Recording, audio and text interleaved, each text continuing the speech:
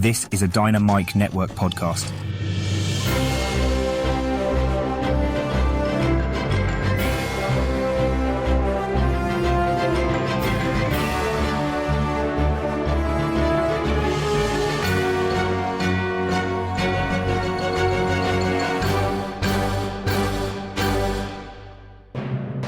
Hi, welcome to the Dynamic Duel podcast, a weekly show where we review superhero films and debate the superiority between Marvel and DC by comparing their characters in stat-based battle simulations. I'm Johnny DC. And I'm his twin brother, Marvelous Joe. And in this episode... Incoming. Whoa, what's going on, AJ9K? Incoming transmission from Diamondback at Console Combat. Filename man vmonster.afd. Dual input reinitiated.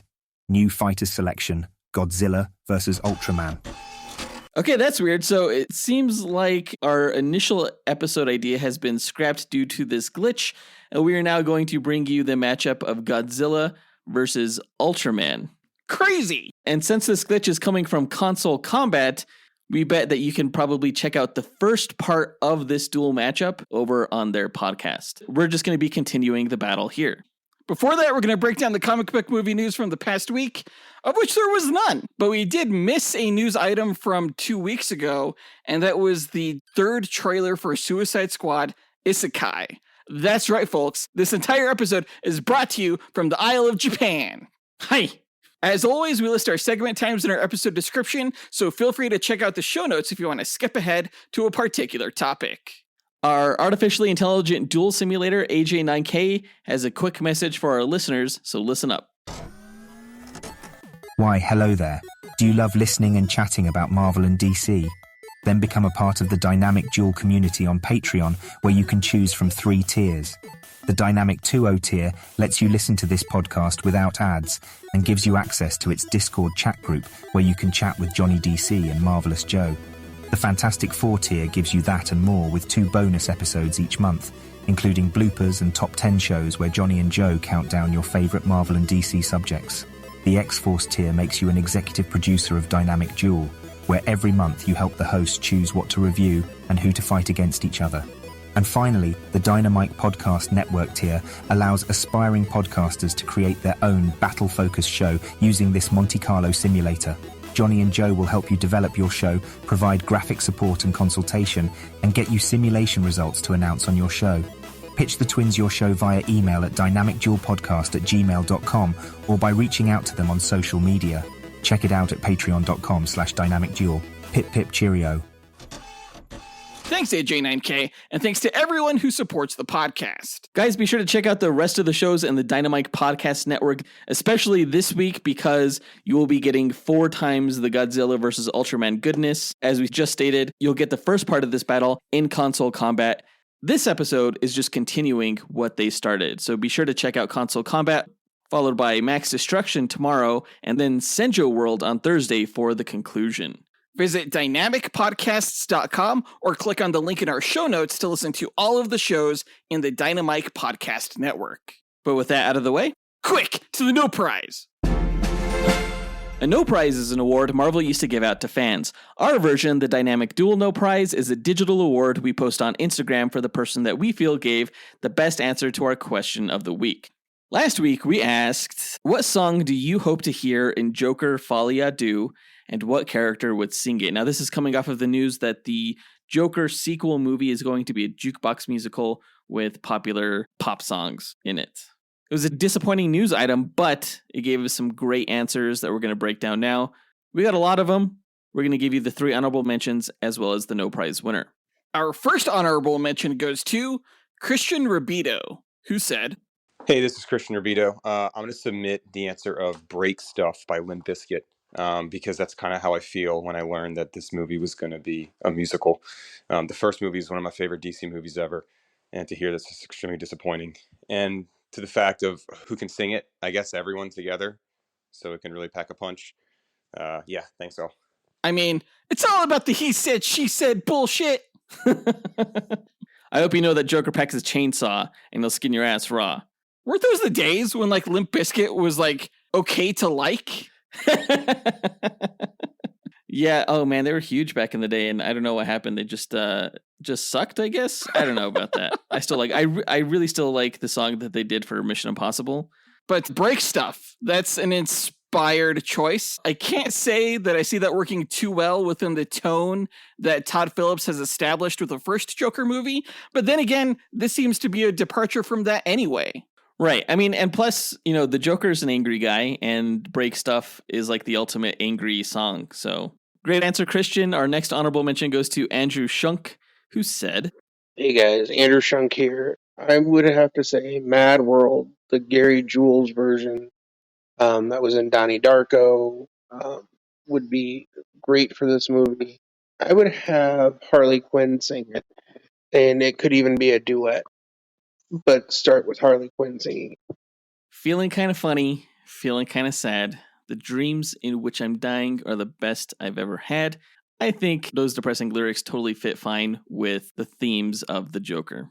Yeah, he mentioned that he would want to hear the Gary Jules version, which is a great version. But of course, that is a cover of a song originally done by Tears for Fears. And I think that one would actually work pretty well within the period piece type film that is the Joker. And also, I believe Harley Quinn first debuted in an episode of Batman the Animated Series that was called Mad Love. Well, it wasn't her debut, but it was an award-winning episode that went into her origin. I see. Mad World, Mad Love. They could change it up to Mad Love. Yeah, totally. There you go. Great answer, Andrew.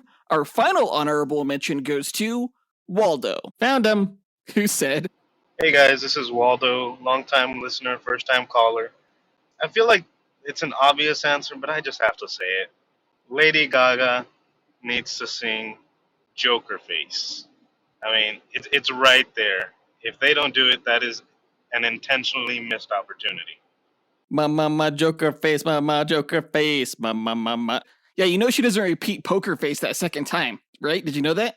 I only just learned that she says fucker face in the song. That's crazy. Kids listen to that on the radio. No, but taking Poker Face and turning it into Joker Face is very on the nose for a film starring Lady Gaga. Probably too on the nose for the film, but I did like your creative twist on the song to make it Joker Face. I wonder what she'll mean when she goes, can't read my, no, he can't read my Joker Face. It means she's just wearing too much makeup, I guess. Great answers, everyone. We want to give a quick shout out to Colby Henches, John Starosky, Mitchell Smoothie, and Scott Camacho for also taking the time to visit our website and drop us an answer. Appreciate it, guys. But the winner of this week's No Prize goes to Lizzie Dyer Arney, who said, "'Cause I'm a picker, I'm a grinner, I'm a lover, and I'm a sinner. Play my music in the sun. I'm a joker, I'm a smoker, I'm a midnight toker. Sure don't want to hurt no one." The Joker by the Steve Miller Band. Thanks. Yeah! Great job. There we go. Great job. Well done. Great answer, by the way. Actually, when we first asked this question, I told Jonathan that I was hoping someone would answer with The Joker by the Steve Miller Band, because that's that's the obvious answer. It's set right in that time period, too, and it just seems spot on. Great job, Lizzie, for giving us that great rendition. That was awesome. As is the song. I totally remember jamming out to that song on Guitar Hero back when that was a thing. Yeah, I hated doing vocals for that song. One part like whistles, it's like, woo, woo.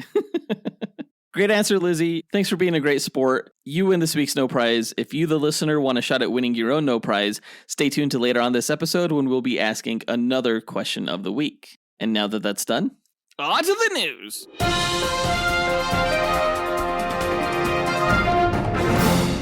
Okay, so a couple of weeks ago, we got the third trailer for the anime series Suicide Squad Isekai, along with a release date for the premiere of the show in Japan, at least. We have no word when it's going to arrive in America yet, but at least we know in Japan it will be debuting this July. I imagine it's not going to come to America until they localize it and do dubs for the voice track, but who knows? We'll see. I wouldn't watch that anyway. I'm going to watch the subs. Hell yeah, subs before dubs. The trailer starts off with this romantic kind of scene between Harley Quinn and the Joker, who looks pretty awesome. Way cooler than the Jared Leto version. He still has tattoos, but the tattoo is like of a smile on his face rather than like damaged. Yeah, these tattoos actually make sense, right? Right. Yeah. A lot of this film looks heavily inspired by both Suicide Squad films, and it's just pretty much dripping with style. But it also doesn't hurt that it has a pretty catchy J-pop song going on in the background. The trailer definitely seems to be promoting the song, which I guess is called Go Getters by Maury Calliope. Never heard of that artist, but it's pretty cool. I thought you were a big J-pop fan, John. K-pop, bro. K-pop. Don't be racist. I bet you so many new listeners are surprised that you listen to K-pop, and so many older listeners are not surprised at all, considering how little you know about music. That's why. It's because he listens to K-pop. Just because you spend a year living in Korea. It's catchy. It's catchy. But no, it looks like eventually Harley Quinn gets separated from the Joker, and she's taken with other members of the Suicide Squad to the world of Isekai, which I guess is connected to the DC world through a portal of some sort, and they're there to put a stop between a war between a kingdom and an empire, it looks like. Is it just me, or is the plot to this thing look extremely vague? Like, we've gotten 3 trailers for this, and I don't think we've gotten any new information on what the story actually is, besides the fact that they go into this other realm.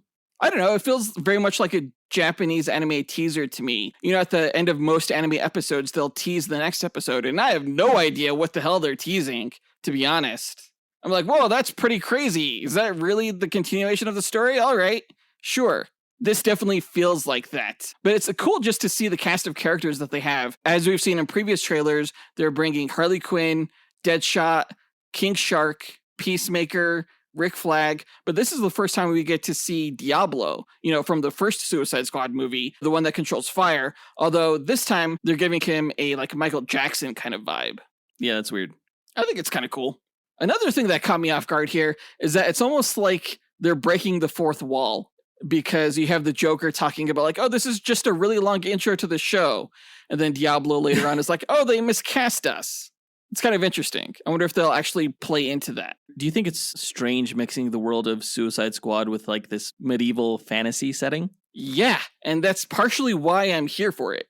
Like, it's going to be really, really interesting, and something we probably haven't seen before, especially with these characters. By the end of the trailer, we see that Harley Quinn really just wants to return home to her lover, the Joker, and she's definitely like the standout character of this trailer, of all the trailers, really. Looks like she's the main character of the show. It looks like there's a lot of romantic elements at play, not just between the Joker and Harley Quinn, but I don't know, just the setting of the world that they venture into seems highly romanticized. Yeah, that's fair. And also very Shinto in a way, or at least like Eastern folklore with like giant boars and stuff like that. I really hope that this gets released in the US this year. I'm not holding my breath. Even if they don't localize it, I would still love to find a way to watch the Japanese subtitled version. But given the fact that the series is an anime, that brings us to our question of the week. What is your favorite anime and why? And it doesn't have to be just Marvel or DC. I'm just curious. Yeah, record your answer at dynamicduel.com by clicking on the red microphone button in the bottom right-hand corner of the screen, which will prompt you to leave us a voicemail. Your message could be up to 30 seconds long, and don't forget to leave your name in case we include you on the podcast. We'll pick our favorite answer and award that person a Dynamic Duel No Prize that we'll post to Instagram. Be sure to answer before April 6th.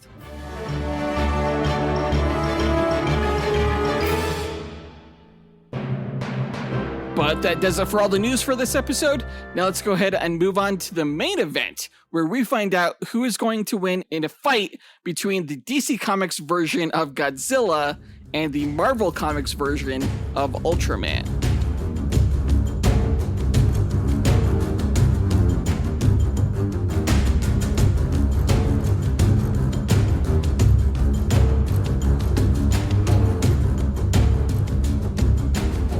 Okay, so I'm not sure why our network's AI simulators have decided to glitch this April Fool's week and give us all Godzilla vs. Ultraman duels.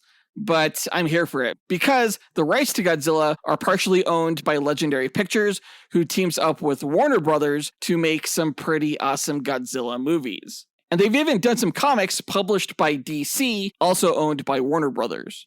Yeah, and actually, Marvel Comics has produced 3 Ultraman miniseries, which have come out recently, I think starting in 2020. So Ultraman is a Marvel Comics character of sorts.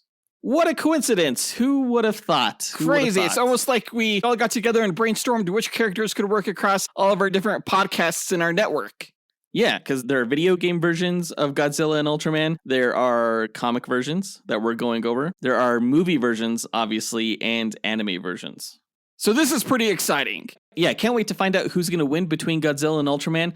But to explain the methodology behind our duels, let's go to our sentient duel simulator, Alfred Jarvis 9000. AJ9K, tell our listeners how you go about determining a winner in our duel matchups. Yes, of course, sir. The way I determine a winner between the contestants is by running 1,000 Monte Carlo simulations using the character's statistics.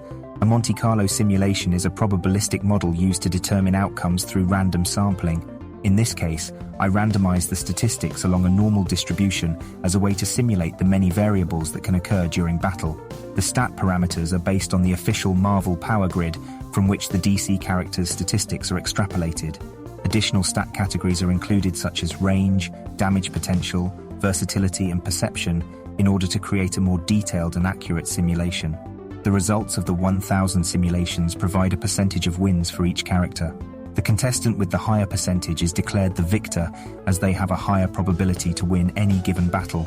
In an equitable pairing, neither character should win 100% of the matches. The comic book stories have shown that there's even a way for Batman to defeat Superman, so the confidence rate of my method falls in line with the precedents that have been established in the source material. My mathematical simulations are without subjectivity or bias. Feats are not the sole consideration, nor are fan votes tabulated for determination of the winner.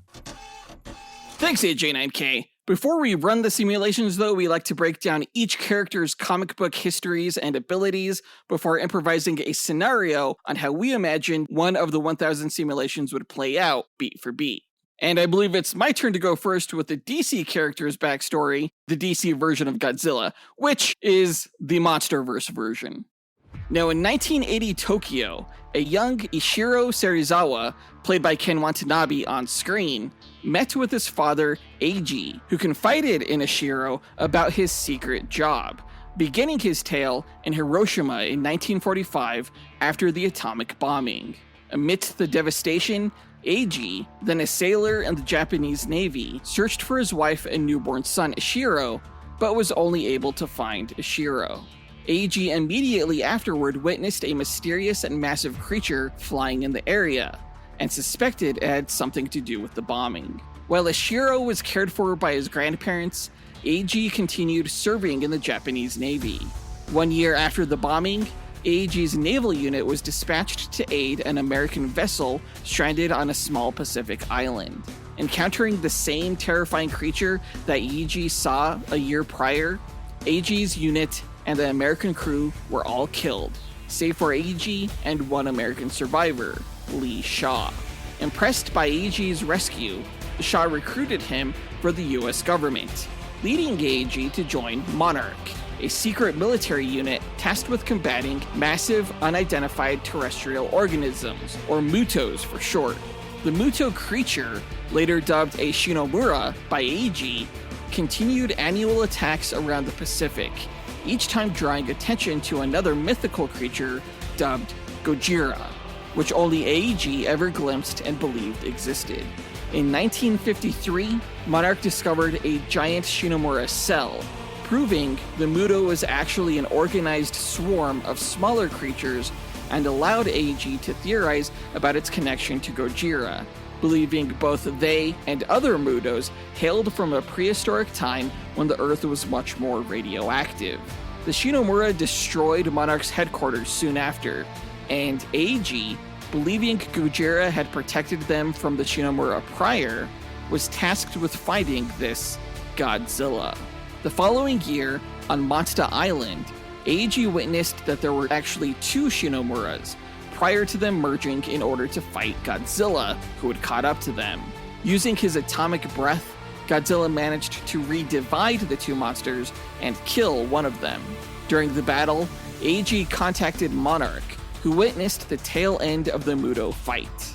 Seeking to spare Godzilla from Monarch's plan to destroy him and the Shinomura with a nuclear bomb, AG confronted Monarch's head general and pleaded for a peaceful resolution, though he ultimately witnessed the bombing of both on Bikini Island, disguised as nuclear testing. The result was the confirmation of the Shinomura's death and the presumption of Godzilla's. At the end of AG's story, he assured his son Ishiro that Godzilla was still alive. AG died 1 year later, and during his funeral, Ishiro was approached by Shaw to join Monarch. That story was told in the comic Godzilla Awakening, a prequel to the 2014 film Godzilla, which, along with Kong Skull Island, kicked off Warner Bros. And Legendary Pictures' MonsterVerse film series, which includes the events from Godzilla, King of Monsters, Godzilla vs. Kong, the TV series Monarch Legacy of Monsters, and the newly released film Godzilla Kong, The New Empire. Also in the canon are prequel comic series published not by DC, but by Legendary Comics, namely Godzilla Aftershock, Godzilla Dominion, and Godzilla Kong the Hunted. But recently, both Godzilla and Kong have also appeared in the pages of DC Comics in the Justice League vs. Godzilla vs. Kong 7-part miniseries, of which only the first 6 issues have been released as of this recording. Spoiler warning if you haven't read it yet. In this alternate timeline tale, the Legion of Doom unleashed Titano, a skyscraper-sized gorilla in Metropolis as a distraction for them to invade the Fortress of Solitude and steal the Mother Box stored there. When they accidentally set off an alarm, the Justice League arrived and battled the Legion, during which time Toyman stole the Dreamstone and the Mother Box was triggered, sending the Legion to Skull Island in the Monsterverse.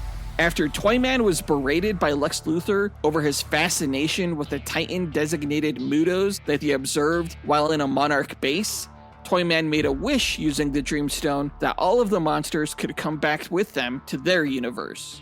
While proposing marriage to Lois Lane atop the Daily Planet, Clark Kent witnessed the emergence of Godzilla in Metropolis, and the two battled while other Titans, a giant Cthulhu-like spider, Scylla, in Central City, the gigantic bat, Kamizots, in Gotham, and the colossal mammoth, Behemoth, on Themyscira, also appear. Though Superman is defeated by Godzilla, his allies Hawkgirl, Shazam, Supergirl, and Atom Smasher manage to bring the monster down together, causing Godzilla to flee into the ocean. Meanwhile, as heroes bring down the Titans in the other cities, Wonder Woman brought Green Arrow to Skull Island, which mysteriously appeared in the ocean as he'd volunteered to investigate. There, he found King Kong battling hordes of other monsters to prevent them from escaping the island. After being subdued by Supergirl, Kong helped Green Arrow fend off the League of Assassins, who also arrived on the island to investigate and managed to escape with one of the fallen Skullcrawler monsters. Superman, seemingly dead, was placed in a stasis pod on the Justice League satellite headquarters, while the League reviewed footage of the Legion's attack on the Fortress of Solitude to determine what caused the Titans to emerge. As Lex Luthor plotted a way to control the Titans to his end, the League traveled into the ocean to help Aquaman defend Atlantis from the giant sea monster Tiamat, only for Godzilla to come to their aid, just as Aquaman also unleashed the Kraken. Though Godzilla and the League defeated the Titan, the Kraken was able to help Aquaman chain Godzilla in the Kraken's own shackles within a massive abyss. With help from Lois Lane, the League learned about Monarch and was able to access their files concerning each of the Titans as they grouped and assessed all of the threats, including Lex Luthor finding and taking control of Mechagodzilla, Ra's al Ghul bringing a Skullcrawler back to life in a Lazarus pit, and Gorilla Grodd manipulating King Kong by taking mental control over Supergirl. Behemoth, Scylla, and Tiamat joined Mechagodzilla and the Legion in Metropolis to battle the Justice League, alongside a giant Batman robot that Batman had built, a mini Batplane sidekick bot controlled by Nightwing and Damian, and the human Green Lantern Corps members who formed a giant green robot of their own named Robo. When Gorilla Grodd and his Gorilla City army joined the fray with Supergirl and King Kong under his control, he and Kong successfully destroyed Robo, and he even managed to kill the Green Lantern Guy Gardner. Despite Beast Boy trying to even the odds by transforming into a King Kong-sized gorilla, he was easily taken out by Supergirl, who was brought under control once the Justice League defeated Grodd, bringing Kong to the side of the good guys. Only then for Ra's al Ghul's Skullcrawler army to arrive. As hope seemed to vanish, Superman finally awoke from his stasis chamber and dove into the depths of the ocean to free Godzilla. And we'll see how the story concludes in issue number 7, due out on April 16th. Powers-wise, the Monsterverse version of Godzilla is 120 meters of brute strength, able to destroy skyscrapers and battleships with a wave of his tail, which is serrated all the way up his spine. He has sharp claws and teeth, and he's durable enough to survive a nearly direct hit from a 15 megaton hydrogen nuclear bomb, though it does take some time, sometimes years, for him to fully regenerate, depending on how heavy the damage is and how much radiation he's able to feed on. He's essentially immortal, having survived since prehistoric times. Speaking of radiation feeding, Godzilla can absorb radiation, allowing him to emit his signature radioactive energy beam known as atomic breath. If overloaded with radiation, Godzilla is able to temporarily emit waves in all directions of destructive nuclear energy. His amphibious nature allows him to breathe both on land and underwater, and he has enhanced senses, able to hear and smell other monsters across continents and oceans. He's much faster in the water than he is on land, admittedly, and in the comics, he was susceptible to Shazam's magic lightning bolts. But besides that, the guy's basically indestructible, and Ultraman is going down. Ultraman eats kaiju like Godzilla for breakfast. I just want you to know that. Oh, really? Yeah. The king of monsters? I think not. How tall is Godzilla again? 120 meters. It's one of the tallest forms of Godzilla. Oh, wow. That's pretty big. All right. Well, let me go tell you how fucked you are by going through Ultraman's bio, okay? All right. This is the Marvel Comics version of Ultraman, by the way. The character has been around since the 1950s, but he was recently rebooted in the Marvel Comics series in 2020.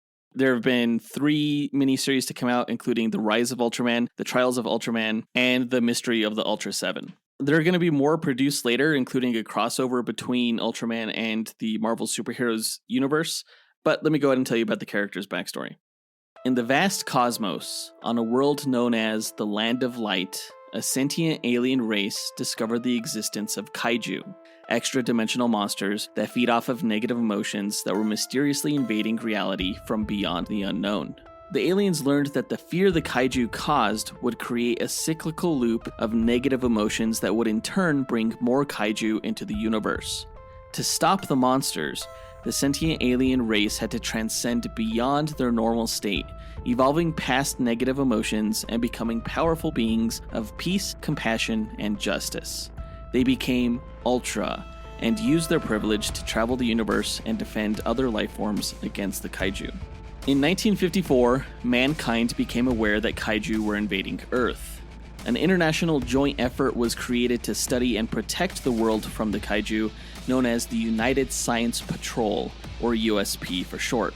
12 years later, in 1966, a pilot for the USP named Dan Moroboshi was investigating an approaching anomaly from space that was actually a spaceship belonging to one of the Ultra aliens who was coming to Earth to assist the planet against the kaiju.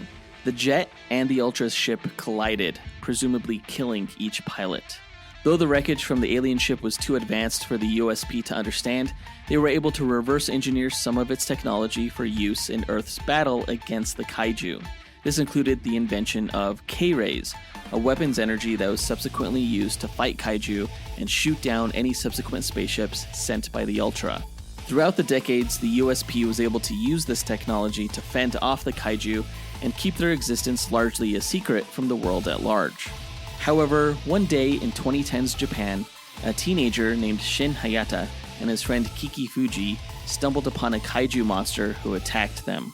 They were rescued from being eaten by a USP agent who stepped in to save them. Managing to escape the incident and avoid having their memories erased, Shin and Kiki became obsessed with their knowledge of the kaiju and the USP, whom they referred to as the ultimate sneaky people.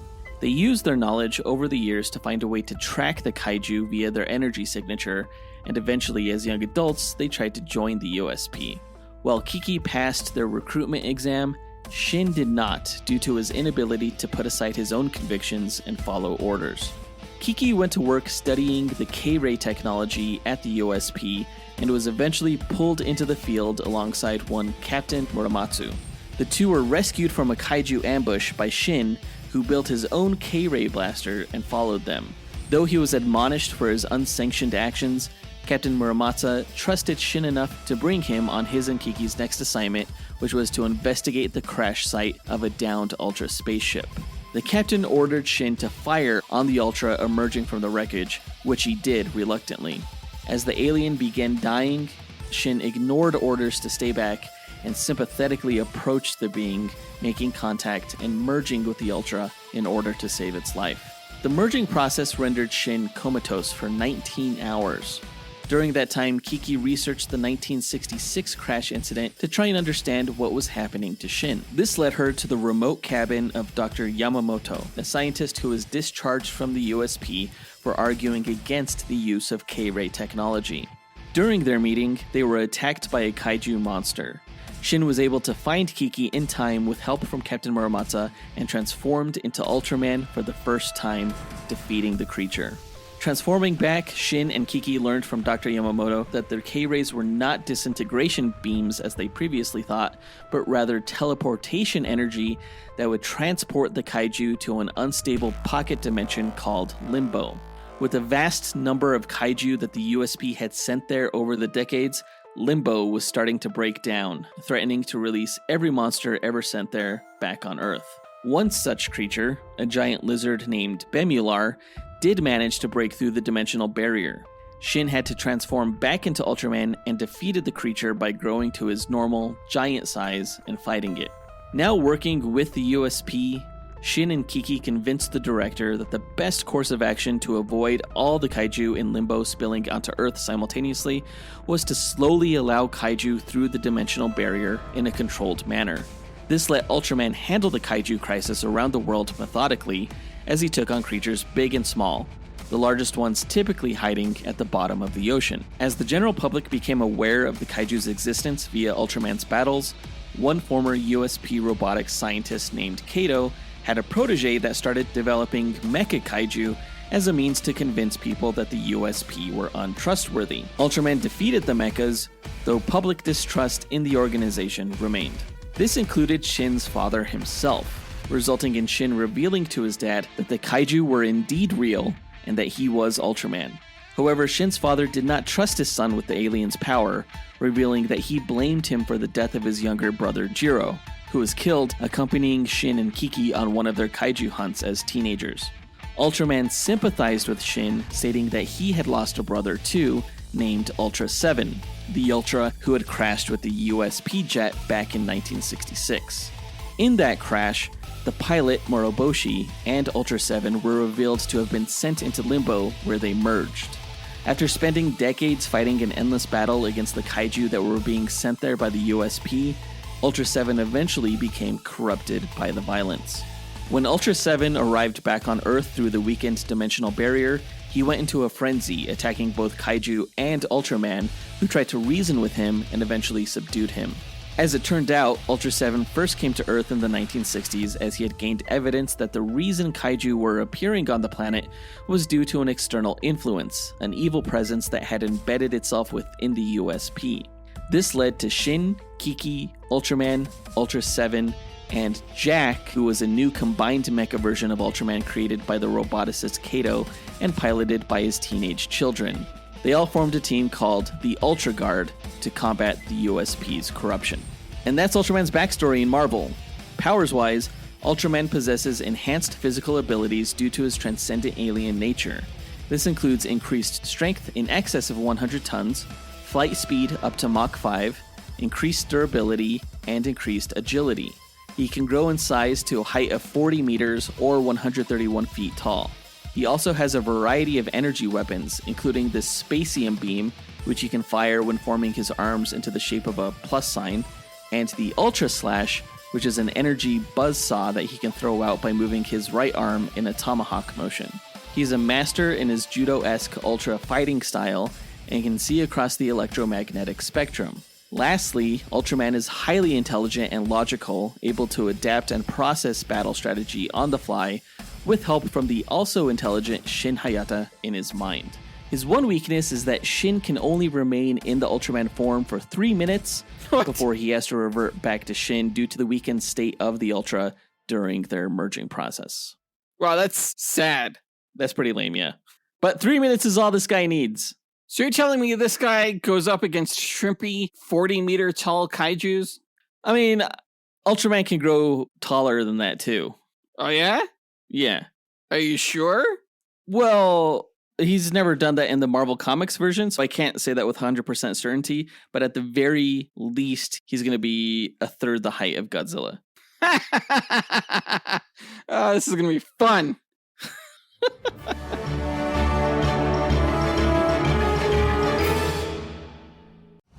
In a world where fantasies collide and heroes clash, one podcast network rises above the rest. Prepare yourself for the ultimate showdowns in comic books, video games, movies, and anime. The Dynamite Podcast Network presents Console Combat, where video game legends brawl every Monday. Dynamic Duel, where comic book titans smash every Tuesday. Max Destruction, where TV and action heroes battle every Wednesday. And Sendro World, where anime champions clash every Thursday. Join us as we speculate on the matches and, armed with the power of mathematical simulations, discover who will emerge victorious. Visit dynamicpodcast.com, where we settle the debate and settle the score. But now that we've got the histories and abilities out of the way, let's speculate on how one of the 1,000 simulated matches will go. The winner is determined by simulations, not the speculation, but it's fun to imagine how this fight could play out. AJ9K, what are the rules of our speculation? Well, I should say there are no rules, other than the characters have no prior knowledge of the other going into the fight. All they are aware of starting out is that the other character is a threat that needs to be eliminated. For the speculation, the contestants will begin approximately 50 meters apart, in a nondescript environment that will have no bearing on the match itself, as no environmental statistics are considered in my simulations. The contestants must earn victory on their own merit. All right, then let's get into it. Godzilla and Ultraman meet. Whoa, what's happening here? Wow, all right, so like in a fiery explosion, the characters just teleported into our non-environment setting, where I guess the fight continues from yesterday's episode of the Console Combat Podcast.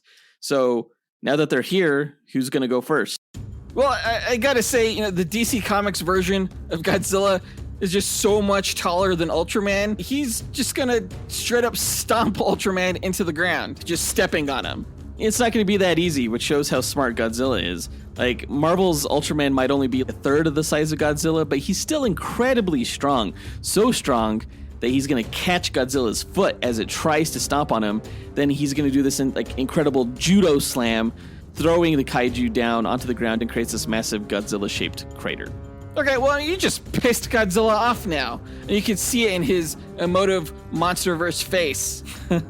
So while he's on the ground, Godzilla's going to sweep his long tail and smack it right into Ultraman, sending him flying toward the horizon. Okay, but Ultraman can fly, so yeah, he gets smacked to the horizon, but he just comes racing back into the battle at Mach 5 and just rockets his fist right into Godzilla's jaw at 5 times the speed of sound, and that's just going to shatter all of Godzilla's teeth, so now we just have toothless Godzilla. Just comes. No. I'm going to say Ultraman rocketed his fist right into Godzilla's bite. So Ultraman's trapped in Godzilla's jaws, and while Ultraman is locked there, that's when Godzilla's back dorsal plates begin to glow blue, and he's just going to fry Ultraman with his atomic breath point blank. I mean, that takes a while, right? So Godzilla never gets a chance, because Ultraman, Yeah, his arm is trapped in Godzilla's teeth, but with his other arm, he's gonna send out an ultra slash, and that energy buzzsaw thing is just gonna rip right into Godzilla's neck, just severing his ability to use his atomic breath. I don't know about that. It's definitely gonna hurt Godzilla, and cause him to drop Ultraman. And by drop, I mean drop kick, like Spartan style. And that's when Godzilla's gonna let out this deafening roar that's just gonna stun Ultraman long enough to get body slammed by Godzilla. Like Godzilla's just gonna drop right on top of him and stay on top of him for, whatever time remains in Ultraman's transformation. Probably like 30 seconds. Yeah. Shin's time limit is probably coming up in his Ultraman form. So, yeah, he has to do something drastic. So he summons all of his might to lift Godzilla's fat ass off of him, and then he's going to handspring back onto his feet, and then he's going to do his Spacium beam technique, forming his forearms into a plus sign, which unleashes this devastating energy blast that is just going to disintegrate Godzilla. Okay, but like in the time it takes Ultraman to do this jutsu dance move with his arms, that's the same amount of time it takes Godzilla to counter with a beam of his atomic breath, causing the two energies to collide and form a massive explosion. Whoa, what's happening? They're being sucked into another vortex. And they're gone. AJ9K, status report, please. Reading anomaly energy signature. The combatants are traversing via interdimensional portal to the Max Destruction podcast. Estimated time of arrival, tomorrow. Okay, well, I guess we'll figure out what happens with these two characters tomorrow on the Max Destruction podcast. Just before the characters left, though, I was able to glance at their stats, and the comic versions are pretty impressive specimens. Yeah, they definitely both have a lot going for each other. They're both incredibly destructive characters, able to level whole cities in their battles. But, Godzilla is just so insanely strong and durable. Although you can't discount Ultraman's agility and his fighting skill and his intellect. Godzilla is a big dum-dum comparatively. Yeah, but Godzilla did get the edge when it came to perception, because he's able to sense monsters from an entire continent away. Who needs perception when you have speed? Ultraman's faster than Godzilla.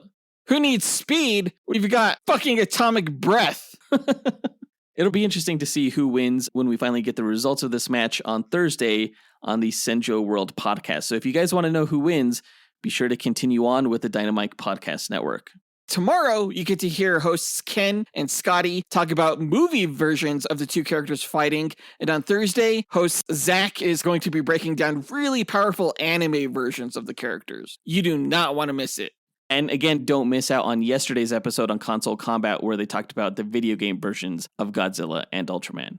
But that does it for this duel, guys. Let us know what you thought about our speculation by writing to us at dynamicduelpodcast@gmail.com or by visiting us on Instagram, which you can find a link to in our show notes, or by visiting our website at dynamicduel.com.